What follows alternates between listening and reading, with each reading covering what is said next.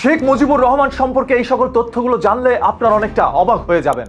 যারা শেখ মুজিবুরকে এখন পূজা করে, তাই না, এই যে দেখেন 1974 সালে সোনার মুকুট মাথায় দিয়ে ওর ছেলে কোলাঙ্গারা বিয়ে করছে। আর সেই সময় এই লোকগুলি এই অবস্থা ছিল। যারা এখনো শেখ মুজিবুরকে বাবা মানে, হাসিনারে মা মানে, মানে মেয়েরে মা বাপেরে হইছে বাবা, তাই না, এটা উল্টা ধর্ম এদের। তাদেরকে বলি, তোদের কি চোখে ছানি পড়ছে? তোরা দেখোস না এগুলি? হ্যাঁ, এগুলি দেখোস না যে এইগুলিতে বাংলাদেশের এই অবস্থা ছিল?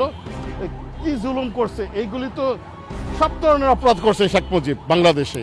এই বৃদ্ধ লোকটি যে কথাগুলো বলেছে, এইগুলো শোনার পর হয়তোবা শেখ মুজিবুর রহমানকে অনেকেই সমর্থন করা বন্ধ করে দিবেন। 1974 সাল, স্বাধীনের মাত্র 3 বছর পর তার ছেলেকে বিয়ে দিয়েছিল স্বর্ণের মুকুট মাথায় দিয়ে। যে সময় ধুম ধারাক্কা করে বিয়ে দিচ্ছিল তার ছেলেকে, ঠিক ওই সময় দেশের মানুষ না খেয়ে তার শরীরের হাড়গুলো দেখা যাচ্ছিল। অভিযোগ উঠেছে শেখ মুজিবুর রহমান ও আওয়ামী লীগের নেতাকর্মীরা মানুষের টাকা করে এই দেশের জনগণকে ভিখারিতে পরিণত করেছিল। আর এই কারণেই 1975 সালে সেনা অভ্যুত্থানের মাধ্যমে সেদিন শেখ মুজিবুর রহমানের পুরো পরিবারকে দুনিয়া থেকে সরিয়ে দেওয়া হয়। তাই 15 আগস্ট সেই দিনটিকে ধার্য করে জাতীয় শোক দিবস হিসেবে পালন করা হতো আওয়ামী লীগের তরফ থেকে। 1975 সাল থেকে শুরু করে এই পর্যন্ত হয়তোবা 15 আগস্টকে আপনারা জাতীয় শোক দিবস হিসেবে পালন করেছেন, কিন্তু ডক্টর ইউনূস সরকার থাকা অবস্থায় এই 15 আগস্টকে জাতীয় শোক দিবস থেকে সরিয়ে নেওয়া হয়েছে। 15 আগস্ট কোনো জাতীয় শোক দিবস পালন করা হবে না। কিন্তু গতকাল 15 আগস্ট যখন জাতীয় শোক দিবস ছিল, তখন ধানমন্ডি 32-এ অনেকেই ফুল নিয়ে গিয়েছে, তখন তাদেরকে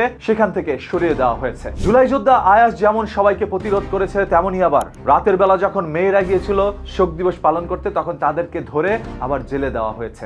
একটি মেয়ে পুলিশের গাড়ি থেকে মিডল ফিঙ্গার দেখিয়েছে, যেটা আওয়ামী লীগের কাছে খুবই ভালো লেগেছে। তাই আওয়ামী লীগের নেতাকর্মীরা সেটা আবার শেয়ার করে বলছে, আওয়ামী লীগের এই বনি যথেষ্ট তোমাদেরকে হেনস্থা করার জন্য, তোমাদেরকে প্রতিরোধ করার জন্য। দেখেন, আওয়ামী লীগের যারা নেতাকর্মী রয়েছে তারা একটা স্বপ্ন দেখছে, খুব দ্রুতই তারা বাংলাদেশের মাটিতে ফিরে আসবে। কিন্তু না, যতদিন পর্যন্ত এই দেশের মধ্যে এই জুলাই যোদ্ধারা রয়েছে, যতদিন পর্যন্ত এই জেনজি জেনারেশন রয়েছে, মানে এই নতুন প্রজন্ম যাদের হাতে শেখ হাসিনার পতন হয়েছে, তারা থাকাকালীন অবস্থায় কোনোদিন এই দেশে শেখ হাসিনা আসতে পারবে। যারা আপনাদেরকে দেশ থেকে বিতাড়িত করেছে তাদের বয়স এখন ধরে নিলাম 20 কিংবা 25, তার মানে এদের গড়ায়ু ধরে নিলাম 50 থেকে 60, আরো 30 বছরের মতো তারা যদি বেঁচে থাকে, এই 30 বছর শেখ হাসিনা এই দেশের রাষ্ট্রীয় ক্ষমতায় আসতে পারবে না। আপনারা একটা জিনিস লক্ষ্য করে দেখবেন, আওয়ামী লীগের সমর্থন এখন কারা করছে? সব থেকে বেশি মুরব্বী, বৃদ্ধ, বৃদ্ধারা, যারা আওয়ামী লীগকে দেখেছিল বা আওয়ামী লীগ করেছিল। কিন্তু এই নতুন প্রজন্মের কয়জন আওয়ামী লীগকে সমর্থন করছে? 15 আগস্ট ফেসবুকের মধ্যে ঢুকলে আপনাদের জাতির পিতা শেখ মুজিবুর রহমানকে দেখলাম মানুষ ফানি ভাবে ট্রোল করছে। অতীতে কোনোদিন আমরা এই ধরনের বিষয়গুলো দেখিনি, কিন্তু বর্তমানে কেন দেখছি?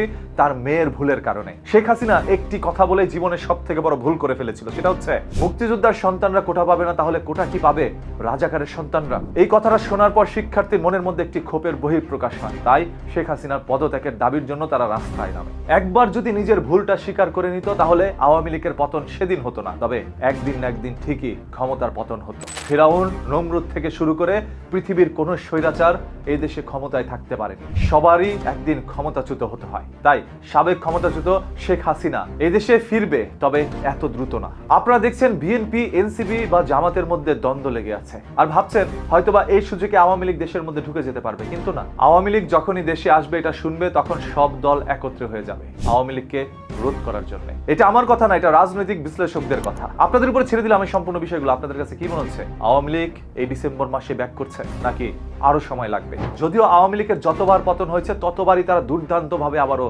রাজনীতিতে ফিরে এসেছে। এবারও আসবে, কিন্তু সময় লাগবে। প্রতিদিনের ঘটে যাওয়া এই ধরনের ঘটনা, দুর্ঘটনা আর লুকোনো সত্য জানতে পেজটাকে এখনই ফলো করে রাখেন। কথা দিচ্ছি, মাটির নিচ থেকে লুকোনো সত্য বের করে উন্মোচন করবো আপনাদের সামনে, যতদিন এই দেহে প্রাণ আছে, ইনশাআল্লাহ।